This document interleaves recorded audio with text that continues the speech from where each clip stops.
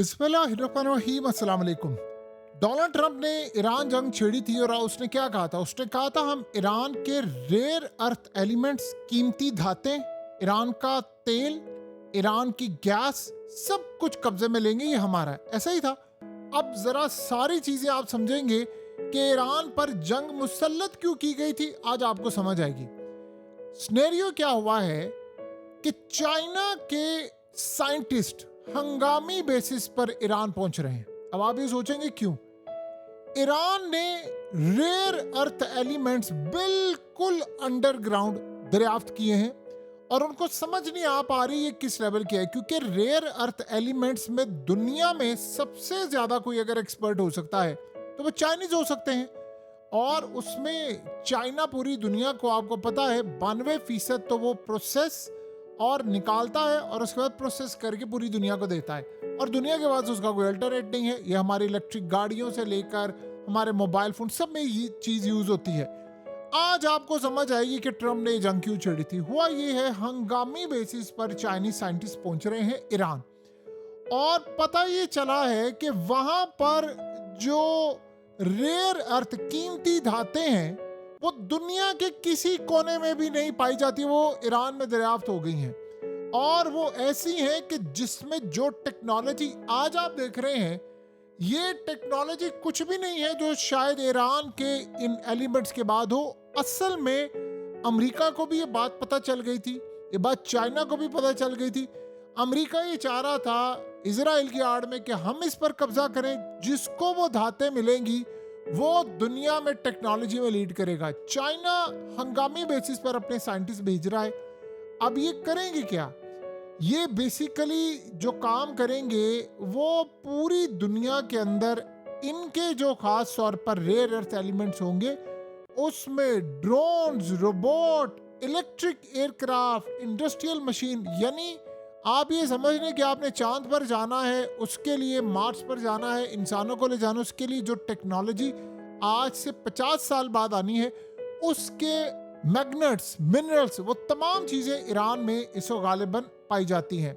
और पूरी दुनिया के अंदर ऐसी सूरत हाल है कि गालिबन इन एलिमेंट से आप वायरलेस बिजली भेज सकते हैं। जैसे हमने अक्सर देखा हमारा वाईफाई इंटरनेट होता है, इसी तरह गालिबन काम इस पर किया जा रहा है कि वायरलेस आप बिजली भेज सके, वायरलेस बिजली आ सके, उसको स्टोर किया जा सके, और उसके अलावा दुनिया के अंदर सुपर कंडक्टिंग पावर ग्रिड्स, इस सारे का सारा सिस्टम इससे बेहतर हो सकता है। उसके अलावा पता ये चला है कि यहाँ पर जो रेयर अर्थ एलिमेंट्स हैं, ये बेसिकली आप ये समझ लीजिए इतनी स्पीड, ये जो जितना सारा एरोस्पेस का मटेरियल है, जहाज़ों का, तमाम चीज़ों का, वो पड़ा हुआ है ईरान में। उनसे आप ऐसे जहाज़, ऐसी चीज़ें बना सकते हैं कि दुनिया में आज से पहले इंसान ने ना कभी ऐसी कोई चीज़ें देखी है और ना कोई और है।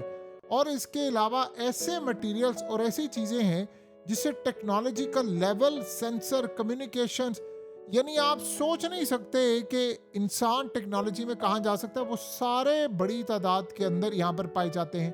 अब वो जाएंगे, उसके बाद जाकर फ्यूचर की टेक्नोलॉजी कैसे काम किया जाता है, क्या सूरत हाल है, चाइना इनके साथ बैठकर काम करेगा। इनके पास रेयर अर्थ एलिमेंट्स है जो कि याद रखिएगा इतनी बड़ी तादाद में है, इतनी बड़ी तादाद में है कि खजाना इन जैसा कोई नहीं। देखिए इनके जो लिंक है वो जाहिर सी बात है बलूचिस्तान के साथ लगता है ईरान, वहाँ पर तेल पाया जाता है, वहाँ पर गैस है, तमाम चीज़ें हैं। कुदरत ने हमें भी नवाजा हुआ है लेकिन हमने आज से कभी निकाल नहीं पाए।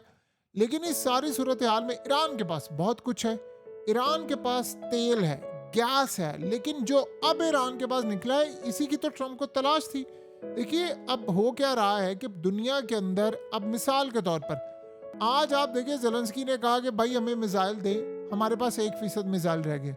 ट्रम्प ने उसको ठुड्डा करवाया कि तुम 1% की बात कर रहे हो, यहाँ पर तो वो भी नहीं है हमारे पास वो मिसाइल ही खत्म हो गए, तो वो मिसाइल नहीं दे रहे। प्रॉब्लम ये है कि नए मिसाइलों के लिए चाइना की जानिब से रेयर अर्थ एलिमेंट्स या कीमती धातें वो मिल नहीं पा रही। अब प्रॉब्लम यहाँ पर ये हो गई है कि ईरान खुद कफील हो रहा है। ये आपको लग रहा है या हमें लग रहा है, आपको पता है कि अफगानिस्तान में भी बड़ी तादाद में पहाड़ों में, ज़मीन में रेयर अर्थ एलिमेंट्स और चीज़ें हैं और इस पर काम किया जा रहा है। लेकिन ईरान के अंदर बड़ी तादाद में वो चीज़ें हैं जो चाइना में खुद नहीं पाई जाती। साउथ चाइना सी के अंदर ये चीज़ें नहीं हैं। देखिए, ये टेक्नोलॉजी में जिसके पास रेयर अर्थ एलिमेंट्स या कीमती धातें होंगी वो छा जाएगा। असल में हुआ ये था कि यूक्रेन से भी कीमती धातें निकली और उसके बाद ट्रंप ने कहा कि 350 अरब डॉलर तुमने देने हैं, तुमने करप्शन की है, तुमने खाया है, तुम पैसा दोगे। और उसने बाद में जब कीमती धातें दी तो वो बाद में खामोश हो गया। अब वो कीमती धातों का अचार आपने डालना है जब मिसाइल नहीं है।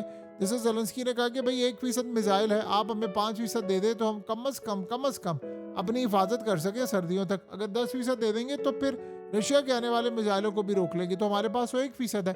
अब रशिया के मिसाइल भी नहीं रुकेंगे, अब वो जाएंगे और जाकर, यही तो ट्रंप के लिए झटका है कि ट्रंप ने वहां डील की। अब वो सारे का सारा माल रशिया लेकर जाने वाला है, तो पूरे का पूरा मुल्क उसके हाथ में आ जाएगा। तो बाकी चीजें क्या है। अब रही बात ईरान की और चाइना की। देखिए, चाइना के जो साइंटिस्ट हैं जो रेयर अर्थ एलिमेंट्स पर काम करते हैं, क्योंकि चाइना से ज्यादा कोई दुनिया के अंदर माहिर नहीं है इस मामले में। आपको पता है चाइना कैसे छाया था। ये जो कीमती धातें हैं, चाइना ने इसकी जो प्रोडक्शन प्रोसेसिंग का जो सारा सिस्टम शुरू किया, उस वक्त ये बहुत कॉस्टली थे, बहुत ज़्यादा कॉस्टली थे। इनको बनाने में 15-20 साल आपको टाइम चाहिए, आपको एक्सपर्टीज चाहिए।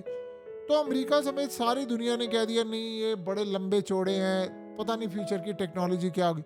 चाइना जियांट बन गया। चाइना ने रेयर अर्थ एलिमेंट्स के अंदर काम कर लिया और दुनिया में, आपको पता है, टेक्नोलॉजी में उन्होंने इनकलाब बर्पा कर दिया एआई के साथ। अब प्रॉब्लम यह है कि सारी दुनिया चाइना से रहती है। अब ये ट्रंप जो, देखिए आज क्या हुआ है कि ट्रंप ने कहा है, अमेरिका ये कह रहा है 50 से ज्यादा ममालिक जिन पर ट्रंप ने टैरिफ लगाया है, वो चाइना के साथ गेम करके पूरे का पूरा सिनेरियो बदल रहे हैं। यानी वो कह रहे हैं कि वो चाइना को बैक करें। अब इनके लिए सबसे बड़ा चैलेंज यहाँ पर ये हो गया है कि क्या करें।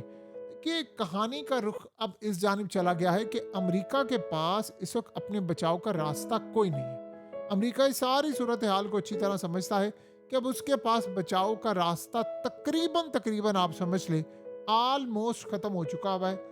और यही बात असल में अमेरिका को खा रही है कि हमें इस पूरे खेल से इन्होंने कैसे आउट कर दिया, ये अभी तक अमेरिका को भी इसका अंदाज़ा नहीं हो पा रहा।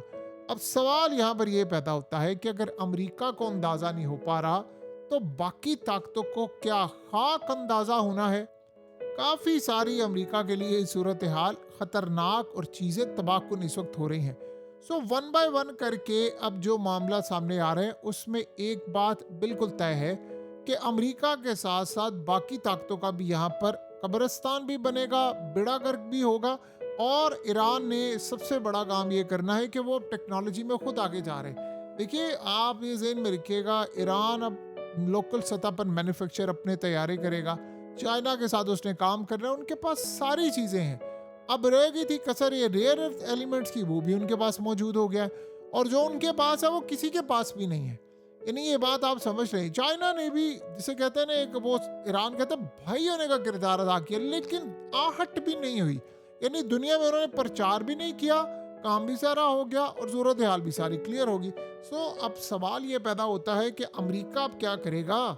यानी दुनिया के अंदर अमेरिका ने तो ये बात बता दी थी कि ईरान तो वैसे हमारा ये सब कुछ होगा। अब ईरान ने बता दिया कि भाई तू यहाँ से निकल, तुम्हारा कुछ भी नहीं है। देखिए, आज ईरान ने कहा है कि हम हालिया जंग में डटकर खड़े रहे और उन्होंने कहा कि मुस्तकबिल की जो जंग होगी उसमें ऐसा मुकाबला करेंगे, आपको अमेरिका को ऐसी शिकस्त देते हुए नजर आएंगे जिसका आप अंदाज़ा भी नहीं रख सकते। दूसरी सूरत हाल ये है कि उधर से अमेरिका ने कहा है कि जी अमेरिकी फौज ईरानी जो बंदरगाह है उनकी नाकाबंदी हम हो सकता है अनलिमिटेड टाइम के लिए रख दें या गैर मुय्यना मुद्दत तक बरकरार रख सकते हैं। उन्होंने कहा जी हमें नहीं पता कि क्या सूरत हाल हो रही है और ये मामला कहाँ तक जाएगा। यानी आप ये अंदाज़ा कर लें, ना ट्रंप को यहाँ से निकलने का रास्ता समझ आ रहा है, ना कोई और सूरत हाल है। उधर से बहुत सारे मामला अब ख़राब से ख़राब तक होते जा रहे हैं। आज जो ईरान में जो कौमी सलामती कमेटी का इजलास था उसमें क्या फैसला हुआ कि अमेरिका की मुकम्मल शिकस्त तक इसका पीछा करते रहेंगे। आपको पता है जो मुकम्मल शिकस्त है उसमें उसका क्या मतलब है। उसका मतलब है कि आज ईरान ने कहा है कि जंग के अगले मरहले में हम ज़्यादा तबाहकुन सूरत हाल इख्तियार करेंगे। उन्होंने कहा आपको अंदाज़ा नहीं है, अभी ये जो जंग जारी थी और स्टिल अभी तक हम लोग अपने हथियार बना रहे हैं और हम तबाही की तरफ इन सब को लेकर जाएंगे। ये जो उन्होंने कहा है ना कि मुकम्मल शिकस्त, ये मुकम्मल शिकस्त में वो एक पॉइंट ऐड करते हैं जिसको आपने समझना है। आपको पता है वो पॉइंट क्या है? जी हाँ, वो पॉइंट है कि अमेरिका के अड्डे यहाँ से ख़त्म करवाने। अमेरिका के अगर अड्डे ख़त्म हो गए तो फिर बाकी क्या रह जाएगा। ये एक असल सूरत हाल है जो दुनिया को बताती है कि आने वाले वक्त में हालात अमेरिका के लिए बिल्कुल फारिग हो गए हैं, यानी अब इनकलाब बर्पा होने वाला है।